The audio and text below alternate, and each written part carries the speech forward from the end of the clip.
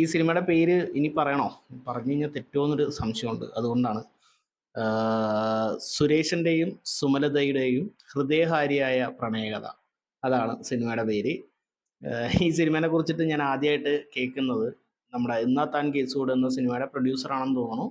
അദ്ദേഹം ഒരു ഇൻ്റർവ്യൂവിൽ അദ്ദേഹത്തിൻ്റെ സമ്മതത്തോടെ അല്ലാതെ രതീഷ് ബാലകൃഷ്ണ പൊതുവാൾ ആ സിനിമയുടെ ഒരു സ്പിൻ ഓഫ് ആയിട്ട് മറ്റൊരു സിനിമ ചെയ്യുന്നു എന്നുള്ള രീതിയിൽ, അത് പുള്ളിയുടെ പെർമിഷൻ ഒന്നും എടുക്കാതെ പുള്ളി അറിയാതെ ചെയ്തു എന്നുള്ള രീതിയിലാണ് പുള്ളി അതിൽ പറഞ്ഞത്. പക്ഷേ പുള്ളി കയ്യിൽ കംപ്ലൈൻറ്റ് കാര്യങ്ങളൊന്നുമില്ല എന്നുള്ള രീതിയിലാണ് പറഞ്ഞത്. അങ്ങനെയാണ് ഞാൻ ഇങ്ങനൊരു സിനിമയുടെ കാര്യം ആദ്യമായിട്ട് അറിയുന്നത് തന്നെ. പിന്നെ ഈ സിനിമയുടെ ട്രെയിലർ, അതുപോലെ ഫസ്റ്റ് ലുക്ക് പോസ്റ്റർ കാര്യങ്ങളൊക്കെ ഇറങ്ങിയ സമയത്ത് ആ സമയത്ത് ഞാൻ ചിന്തിച്ചത് ഇനി ഇവർ തമ്മിലുള്ള കല്യാണമാണോ എന്ന് പോലും ഞാൻ ചിന്തിച്ചു. നമ്മുടെ സുരേഷനും സുമലതയും തമ്മിലുള്ള കല്യാണമാണോ എന്ന് ചിന്തിച്ചു. പലരും അങ്ങനെ ചിന്തിച്ച ആളുകളുണ്ട്. പക്ഷെ അല്ല, അത് ഈ സിനിമയുടെ ഭാഗമായിട്ട് അവർ ചെയ്ത കുറച്ച് പ്രൊമോഷൻ ആയിരുന്നു. എനിവേ, അങ്ങനെ എന്തായാലും സിനിമ ഇറങ്ങി. ഈ സിനിമയെ കുറിച്ചിട്ട് പറയുകയാണെന്നുണ്ടെങ്കിൽ, നമ്മൾ ചില സിനിമകൾ പറയും it's not every one cup of tea എന്ന് പറയും. അത് തന്നെ എനിക്ക് ഈ സിനിമയെ കുറിച്ചിട്ട് പറയണം. എന്തൊക്കെയോ ആണ് സിനിമ. ഈ സിനിമയുടെ അർത്ഥതലങ്ങളൊന്നും എനിക്ക് മനസ്സിലായില്ല.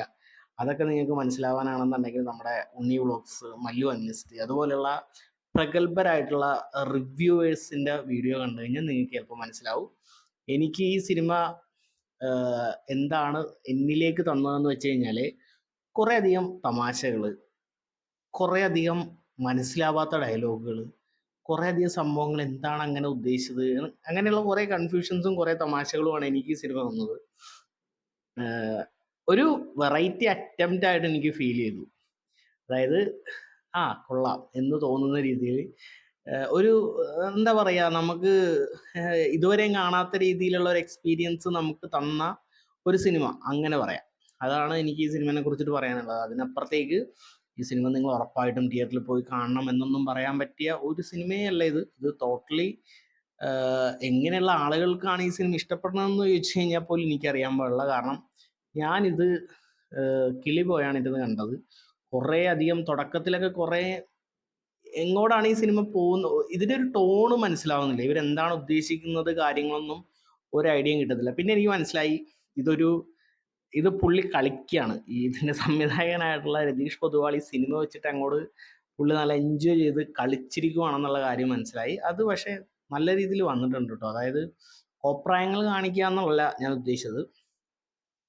അതായത് നമുക്കൊരു എന്താ പറയുക അതിന്, നിങ്ങൾക്ക് സിനിമ കണ്ടാലേ മനസ്സിലാവുള്ളൂ. ഇതിലെ പല കാര്യങ്ങളും വളരെ സിമ്പിളായിട്ടുള്ള കാര്യങ്ങൾ വരെ, അല്ല അതും പറയണം, ഇതിലെ കഥ വളരെ സിമ്പിളായിട്ടുള്ള കഥയാണ്. അതിനെയാണ് ഇത്രയും വലുതായിട്ട് അവർ ആ ക്യാൻവാസിലേക്ക് കൊണ്ടുവന്നിരിക്കുന്നത്. അതുപോലെ തന്നെ വളരെ സിമ്പിളായിട്ടുള്ള കാര്യങ്ങൾ വളരെ ഇലാബറേറ്റ് ചെയ്ത്, ഈ എന്താ പറയുക അതിന്, ഇപ്പം ഞാൻ ഇങ്ങനെയൊന്നും പറയാനുള്ള, ഇത് തന്നെയാണ് സിനിമ.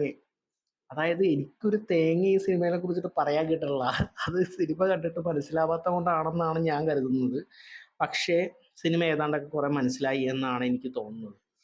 മൊത്തത്തിലൊരു കിളി പോയ അവസ്ഥയിലാണ് ഞാൻ തിയേറ്ററിൽ ഇരുന്നത് കുറേയധികം സമയം.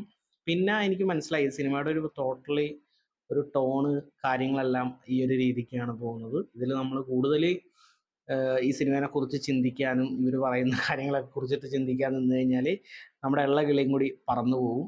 അപ്പോൾ ഞാൻ നേരത്തെ പറഞ്ഞ പോലെ നമ്മുടെ പ്രഗത്ഭരായിട്ടുള്ള റിവ്യൂവേഴ്സ് ഈ സിനിമയെ കുറിച്ചിട്ട് അപഗ്രഥിച്ച് കാര്യങ്ങളൊക്കെ നിങ്ങൾക്ക് വിശദീകരിച്ച് തരുന്നതായിരിക്കും എന്ന് തോന്നുന്നു, അവർക്ക് മനസ്സിലായാൽ.